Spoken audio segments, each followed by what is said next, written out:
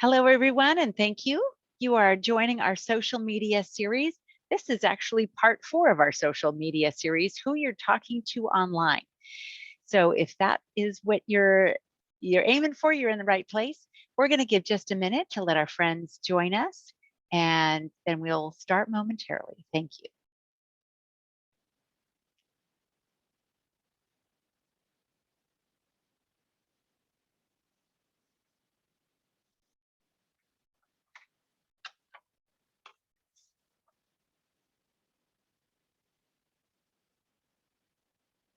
All right, I'm just looking at the clock and watching our numbers. So thank you so much for joining us. Tonight is part 4 of our social media series. And the title of tonight's program is Who You're Talking to Online. And so we hope that you will participate with us as we offer up some questions and points to think about. So please answer your questions and thoughts in the chat at the bottom of the screen. We also have a Q&A. Either one, you can put your thought or question or comment about our questions in the chat. The more that we participate together, then the greater and richer our conversation will become. Sometimes that there are wonderful examples that our families will share that might be something that you could use in your own home. So I do encourage you to please participate. Tonight, our presenter is Phoebe Sunflower Worth, and she has been joining us for all of our Spanish sessions, and she is joining us again tonight for this session. She lives in the Clover Park School District, and she has 3 children. Phoebe is also a teacher and has her master's degree in ESL. And so, Phoebe, we're so excited to have you on, not only in Spanish, but also in English. So thank you for joining us. Thank you so much for the welcome, Holly. It's so nice to be here tonight.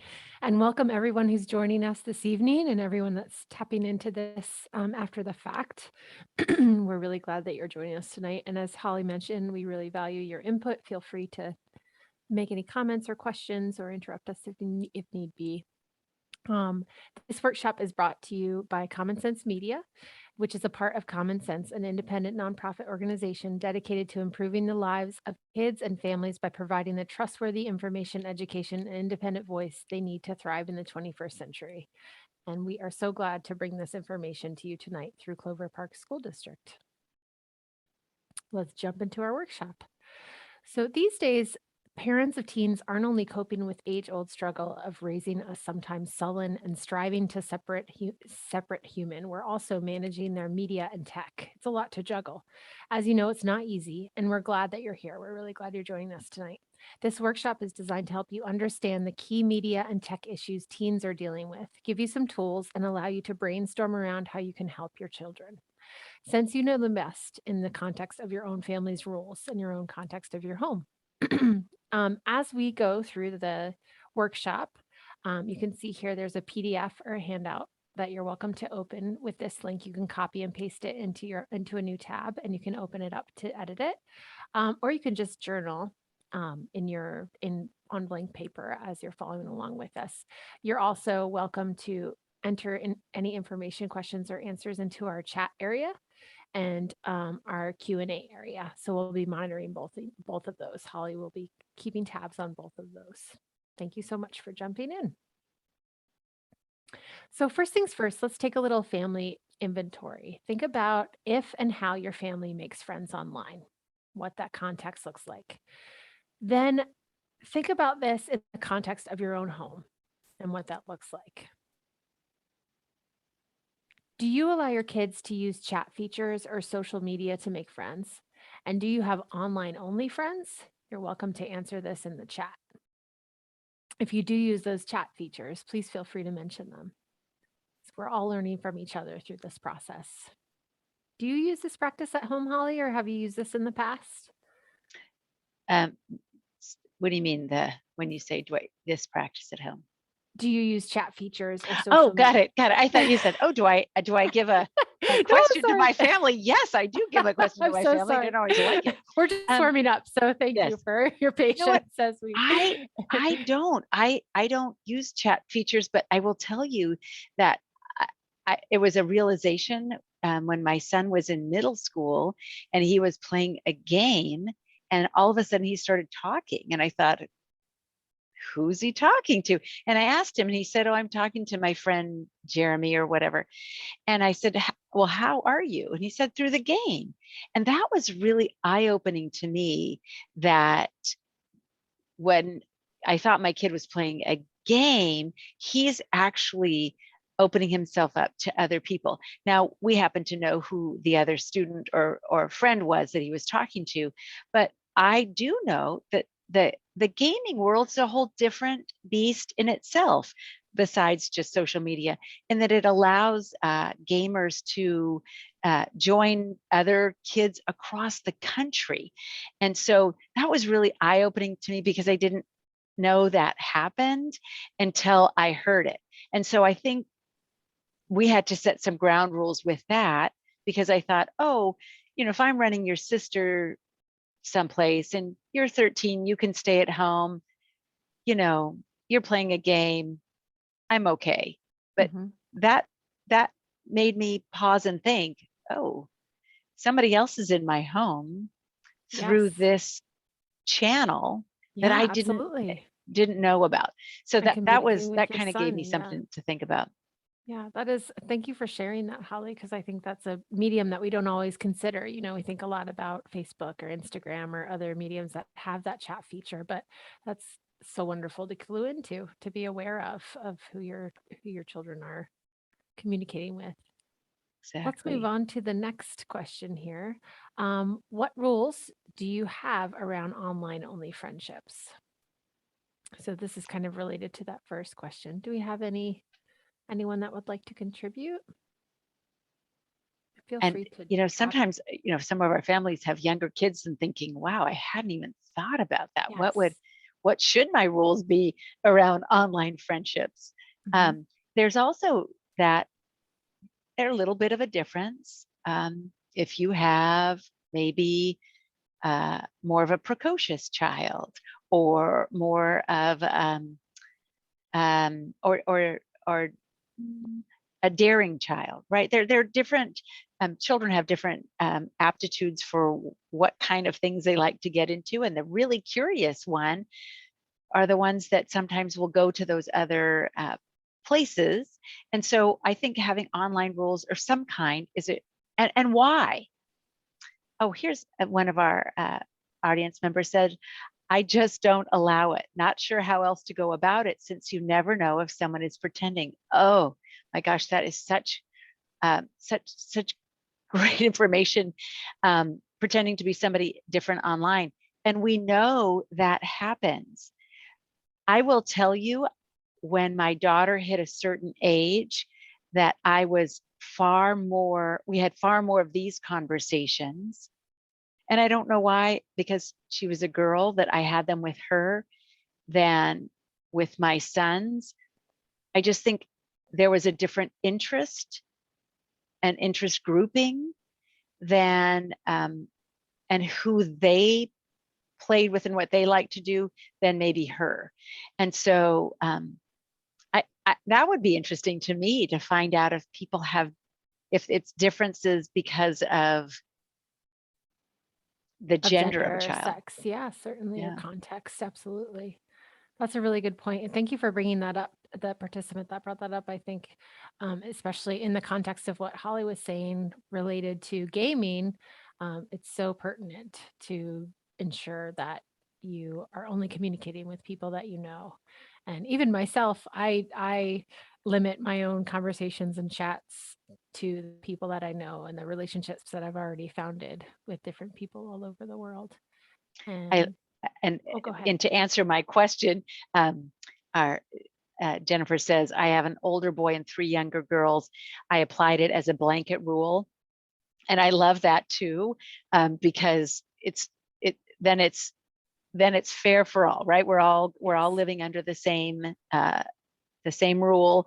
And I also applying that to, when we apply that to our own social media use too, is important to say, oh, well, we're not going out to other websites or places to seek help.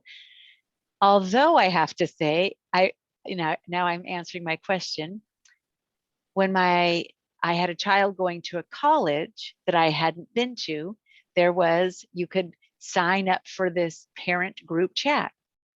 I don't know who these parents are, but I guess in a group chat, it's a little bit different than when you're one-on-one.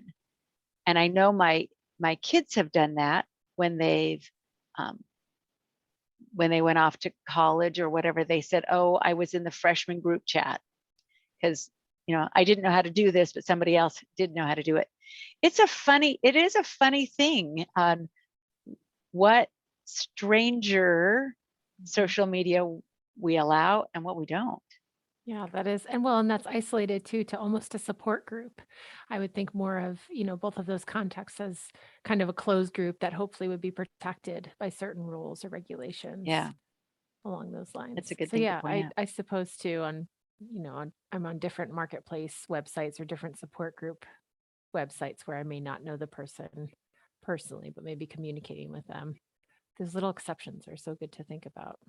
Okay, so the last one is, let's see. Oh, here we go. There we go. What challenges have you faced when it comes to your children's online only relationships? Hmm.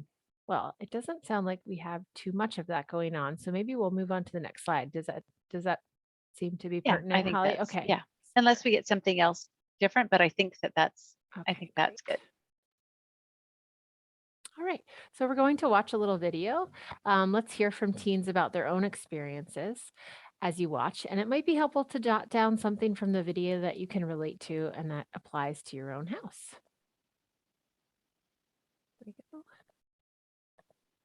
There are a lot of people out there who aren't who they say they are, in small ways and big ways. I think it is totally fine for someone to become friends with someone online, but you have to be very, very careful. They're thinking over their texts and their pictures could be fake. On social media, you can talk to people, but you can't really get your emotion across. Talking to strangers online, it's 50-50. Some of the benefits of online relationships, it's definitely easier to interact and talk to people because you're thinking about what you're saying and you just are more comfortable. Right, so some of the greatest parts about having a friendship with someone online is that they're easily accessible. You can just text them, be like, "Hey, what's up?" You can have that sort of immediate connection all the time. If you are in a smaller community, becoming friends with someone online allows you to become friends with someone who has a similar interests as you, and you can have a really good friendship with someone. I really do enjoy playing video games. Connecting with other people, whether they're strangers or if I'm playing with my friends and talking to them and doing something together. I think that that's really fun, that we can all enjoy the same thing. You don't feel like you actually have to deal with this person. So if they don't like what you're saying, they can leave. And if you don't like what they're saying, you can leave. Sometimes having conversations can just be they can make you sort of anxious. When you're online, you're behind the screen. It'll make it easier for them to say things that they want to say, that they might not say in real life. There is a very significant difference between a real friendship and an online friendship. That's not to say that your online friendships aren't real. It's just that they're different. There's something called IBF, so Internet Best Friends, and basically they text and they become best friends, but they haven't met them in real life. I felt a lot of genuine trust between the people that I talked to online because they were really close friends of my close friends. It's just, I think trust is the main thing. So I have become friends with people who are friends of friends, or I know through other people. I'll add them on, Instagram or Snapchat, whatever it is I'm using. And maybe I'll just say hi or just start a conversation. There's things that you can tell people online that you can't tell people in real life. At the same time, you have to know how to be safe, right? I would say I'm more comfortable talking face to face because on social media, you can talk to people, but it's hard to communicate a sense of realness and emotions. If the person is a total stranger to you, they may have an alternative motive trying to get other information out of you. They might be pretending to be somebody that they're not. They might be using you for something. Please don't tell people online your full name or where you live. You don't actually know who they really are, and you need to be sure that they're okay. I think a lot of people assume that because you have a friend online and they're kind of not always in your day-to-day and you can choose and edit what you say to them, that it's always going to be good. But it's still a relationship. It's still two people. And you're giving them a lot of information about yourself.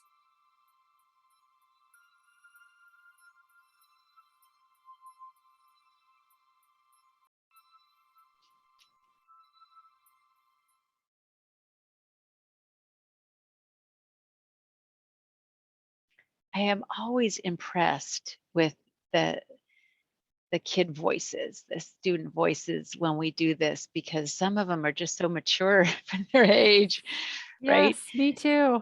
Yeah, and it's Yes, very it's just, impressive. it's Um, incredible to hear some of their observations, about what is reality and what isn't, and right. what are boundaries around those friendships. And they all seem very clear that, this is it, there's appropriate boundaries and limitations to these kind of friendships. And I Really. think that was, in case you hadn't joined us for one of our other episodes of our social media series, which was friendships and boundaries. And I think the misnomer is often that, oh, if we have really good friends, we don't need boundaries. But I think in almost every case, we need boundaries. And this is certainly a great case for needing boundaries. But I would love to hear what other people had to think, not just me. Yeah, we're curious, what are some of the key topics in the video, and what could you specifically relate to in the own context of your own house? Um, because these are all pertinent issues to how to keep your children safe online. Are there any contributions or observations about the video?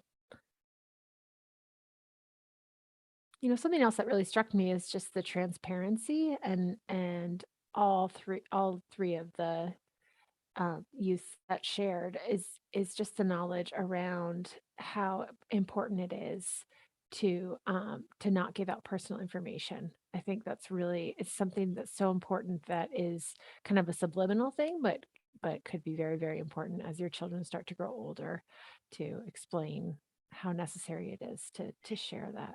It's an interesting thing, because on the flip side, I have an older father, and um, he has had his information hacked before.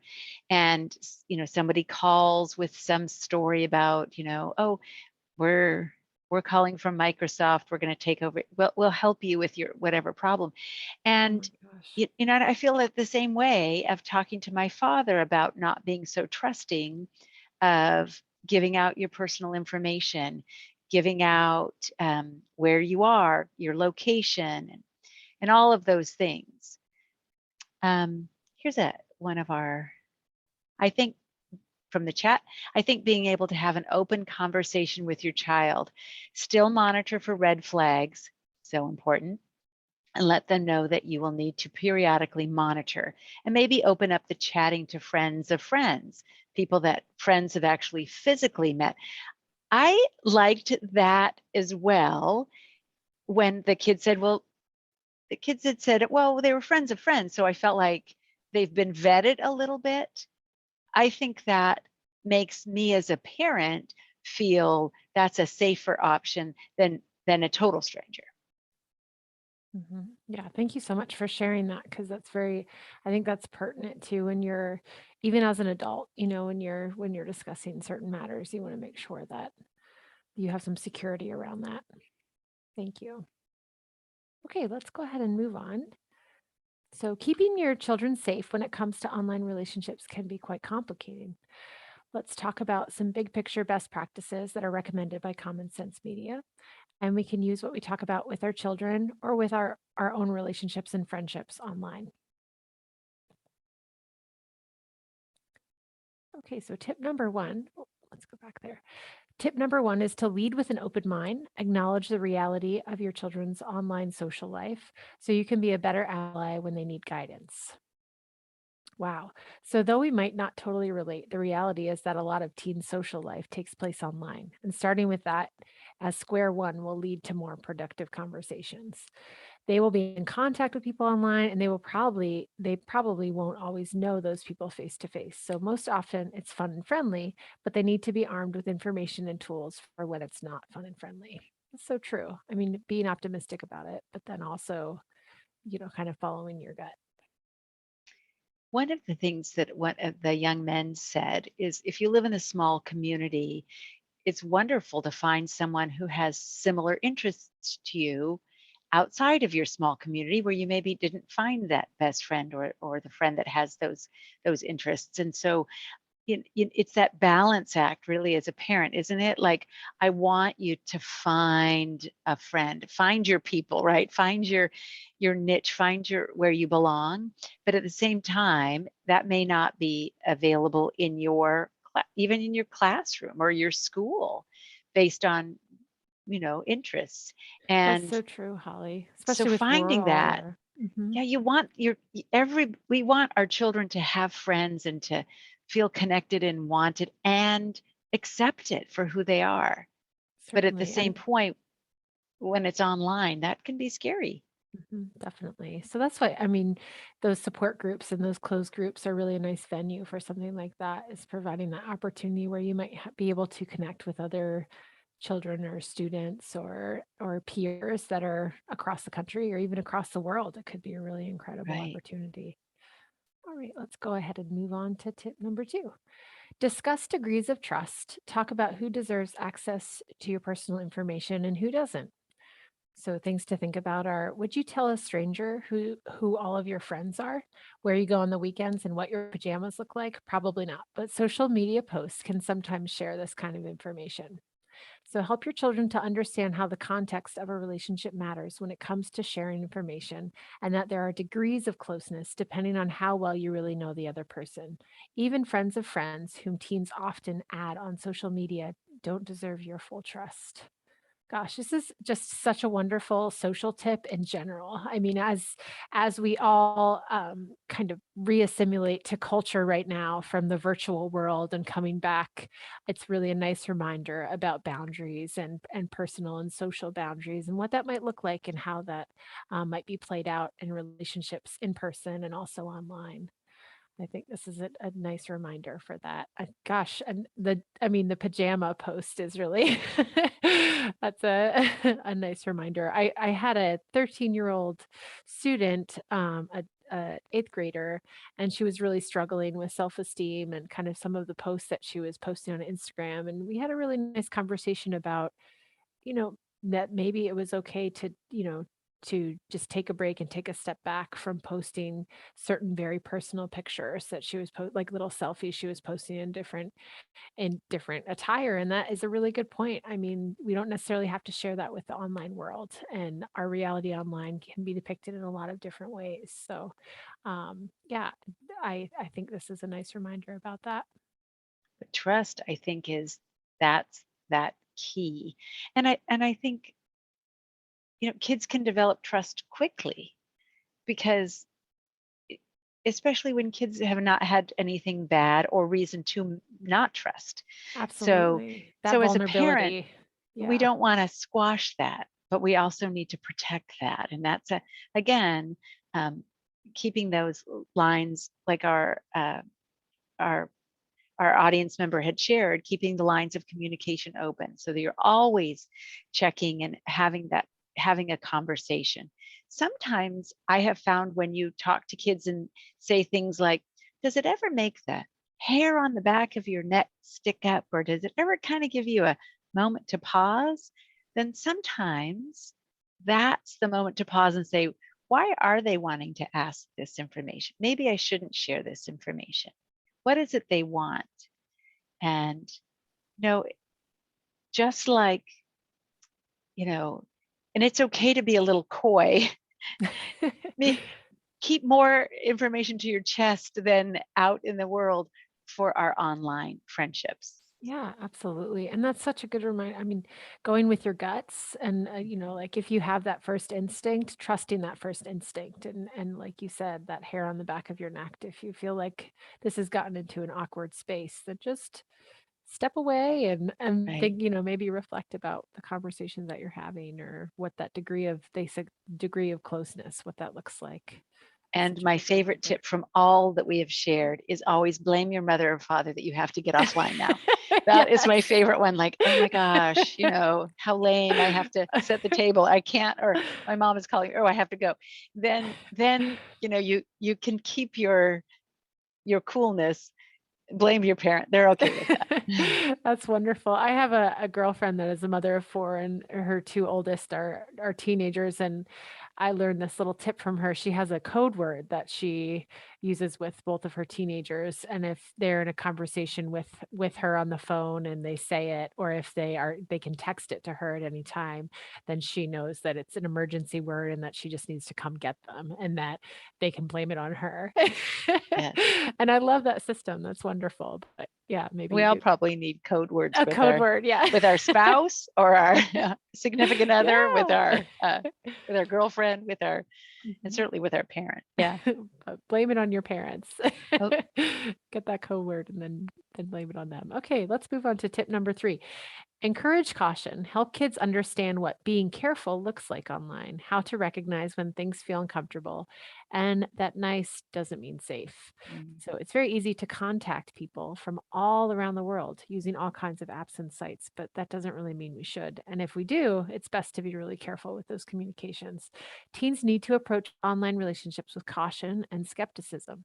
Since nice doesn't necessarily mean safe, it helps to be aware of red flag feelings like being uncomfortable or anxious. So they're aware even when the other person is complimenting them or offering gifts. And they should avoid apps and sites designed for meeting strangers, like video chat apps that pair users with random people, because they're not meant for teens. Oh, I didn't even know that there was such a thing. How mm. fascinating. Oh, but your teens probably do.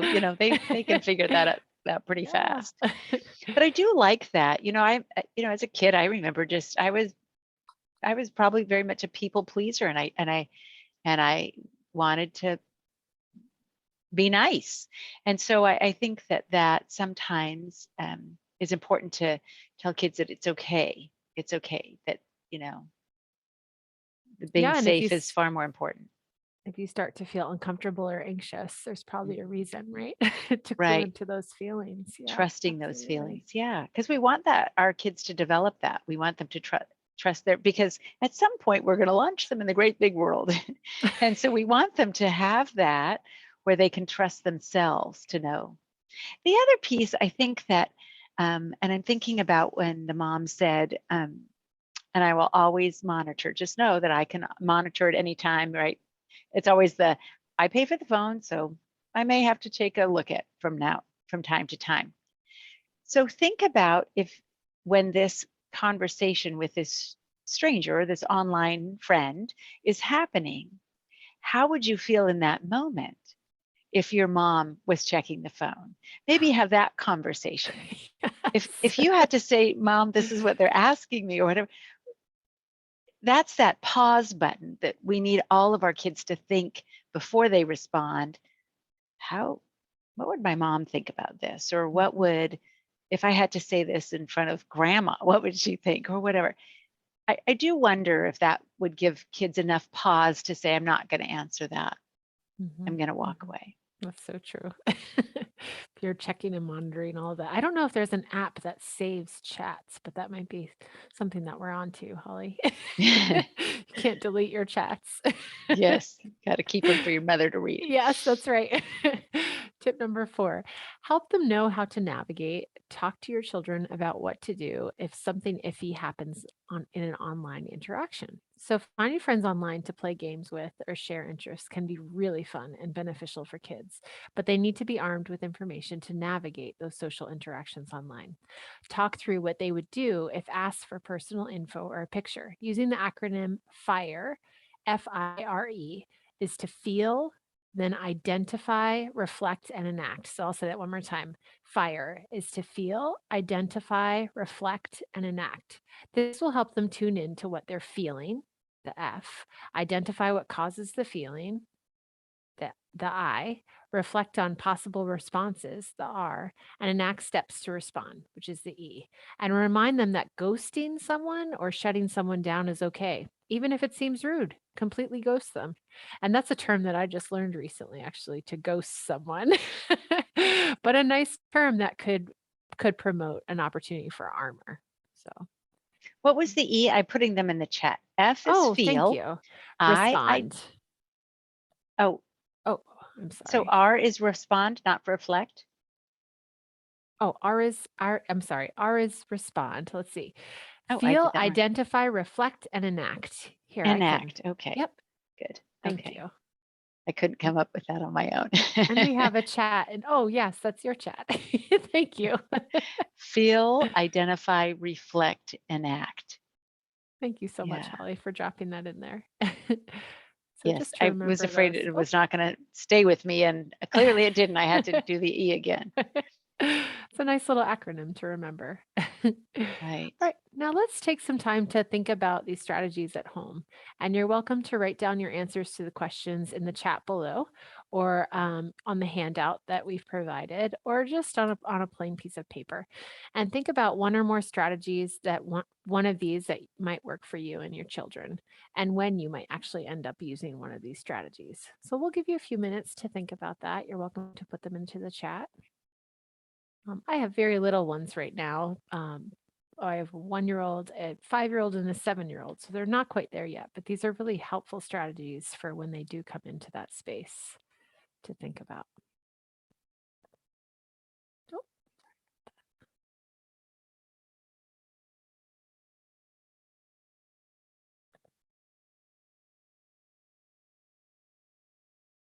I especially wanted to know what the mom with 4 kids, because that's a lot. That is navigating at different ages and things. I know that was such a navigation between my oldest and my youngest was about 7 years, and what one could do, the other one couldn't do, and having, it's not different rules necessarily, but certainly different responsibilities.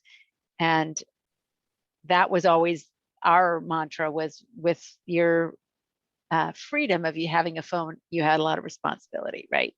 And but I do feel like looking back, like, did I talk about safety enough? Did we have those conversations?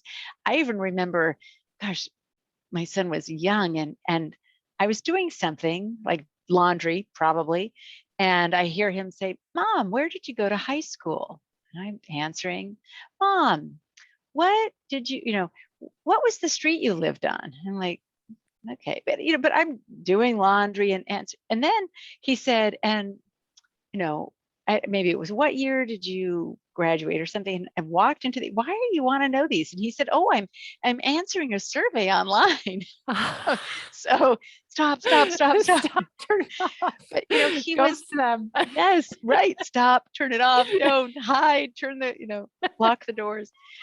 But it was that, just an innocence of, oh, someone's asking me a question. We've all fallen for that kind of a thing on Facebook, some little survey or game, or asking us something that leads us down a rabbit hole. Who knows who it was or why, but there is that innocence of our kids that thinks that someone's just asking. Absolutely. And the vulnerability piece. I mean, if you Right. don't know what you don't know, yeah, understanding those limitations. Like you mentioned, your older father too, having that same sense of vulnerability because he's not necessarily aware of those boundaries and where they are. So yeah, Right. it's really, I've had some eye-opening experiences tonight with the content that we're covering. I mean, really just, creating a whole virtual friendships online is a whole new venue for me. It's a whole Yes. new. So It's a yeah, good these thing are we're not talking about dating apps, because I certainly am not ready for going for that. This is enough content. no. And there is, I mean, that's so much part of their world. Mhm. Yes, And that's absolutely. It and is. It's so just a new format for all of us, as right. we're warming up to that. So it's nice to have some tools to kind of speak their language. I really like that acronym, coming back to that. I think that's something that Yeah. even I can use, that FIRE acronym, with my own communications online, because it is good to keep that in check. And as we all reacclimatize and start to kind of open up, and the world starts to open up, and we start to communicate more and meet people more, I think it's good to keep all of these things in mind, keep them in check. Wonderful. Well, if you have strategies or anything that you've learned tonight that you'd like to drop into the chat, or maybe you have something in your own pocket that you use, or a strategy that you use that you found really effective with this theme in particular, feel free to drop it into the chat. And we'll go ahead and move on from here. Okay. Now we have some resources that we'd like to share with you. This is the final of 4 different workshops that we've offered through CPSD, but also through Common Sense Media. So please feel free to go back through our webinars. They're posted on our website to look at the content from each of the 4. And then we'd also like to navigate the Common Sense Media website with you a little bit, to take a journey in there so that you can access these resources on your own. And there's a resource here specifically related to this talk that we're doing tonight that I'd like to show you. And this, oh, sorry about that. Try and go down here. This resource right here is just kind of an elaboration of tonight to show us more information about, my paging is good, but I can page down here. So 4 more tips that are related to tonight. You're welcome to look through these. And then just kind of a little take home, some information more on parental controls and how you can navigate those, and privacy settings, which can be kind of helpful. And then I also wanted to just show everyone how we can navigate the Common Sense Media website. You can go ahead and go onto Google and then just search Common Sense Media. And go into, this is the main website, go into Common Sense Media. And this is a really wonderful website that I've used before to filter information and movies and different things related to each of my children and their age. As you can see here, it opens up to different reviews on movies and what age the movies are appropriate for. And then it also reviews kids' books here. And there's recommendations. You can browse by category. You can search the specific movie. And then it has some recommendations of their own with Common Sense Media. And I've learned a few wonderful different recommendations of different, you can see here the movie reviews, TV reviews, best streaming picks. These are it's just a nice way to start. Sometimes it can be overwhelming if you're starting to explore screen time at any age, and how to filter that. So this can be very helpful. And we have book lists and book reviews. And then there's some different articles that are embedded throughout the website, which is really quite nice. Best app lists, app reviews, which can be very helpful when you're filtering apps with your teenagers and with your children. Best game lists and game reviews, website lists and website reviews and learning lists. And then also a couple more opportunities. I really like this one. This is wonderful because you can filter by age. So for example, if you have teens, you can go to the teens website here, and then everything here is related to that. There's different articles here related to teens, screen time, how to tackle racism, really wonderful articles you can dive into. Then They also there's, have some great information about challenges and stunts that are quite popular on TikTok and all over social media, asking kids to do certain things. And so it's a wonderful article under Parents Need to Know how to handle that, because you know, some are great and kind, and some are not.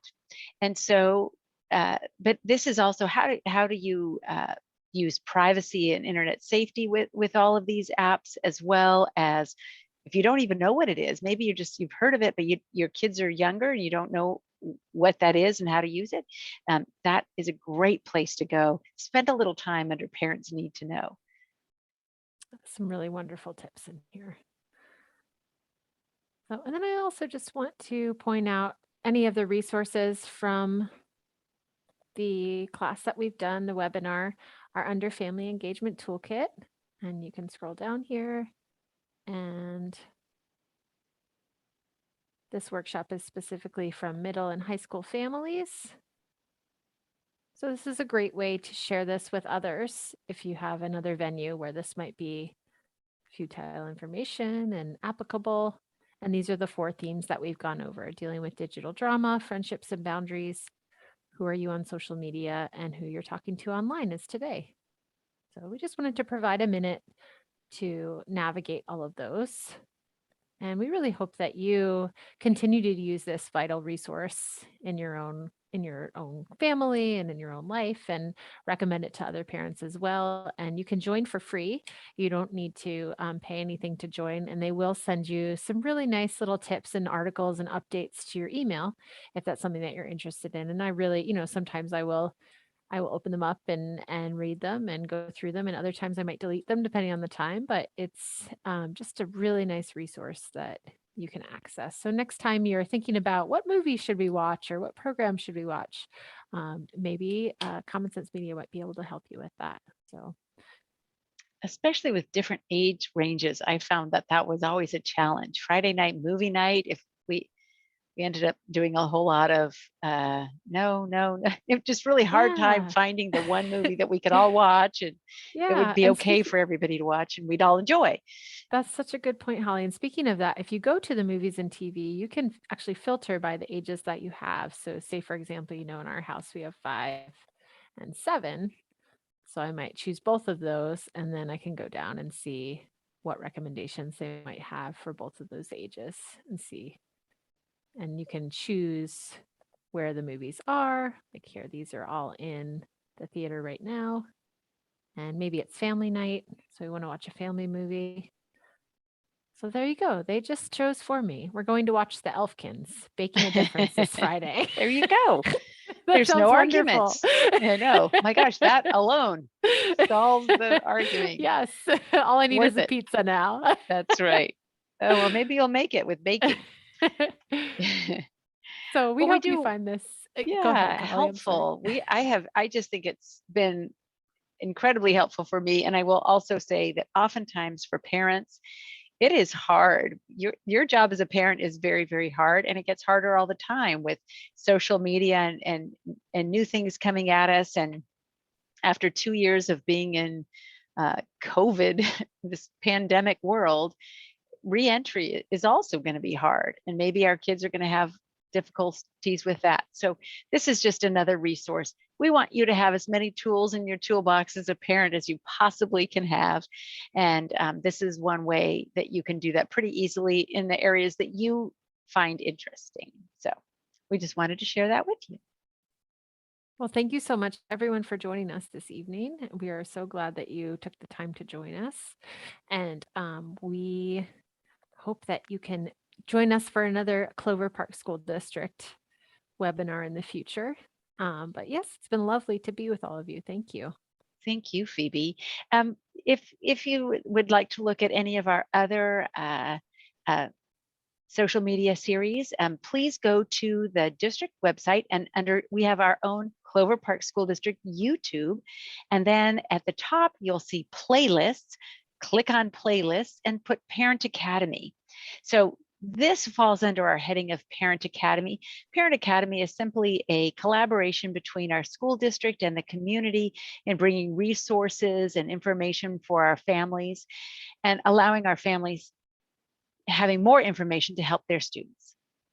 So that's what Parent Academy is. We're so happy that you joined us, and we will have other Parent Academies coming up. And until then, I hope you stay safe, both on the internet and off. And we'll see you next time right here on Parent Academy. Thank you. Thank you. Have a good evening. Good night.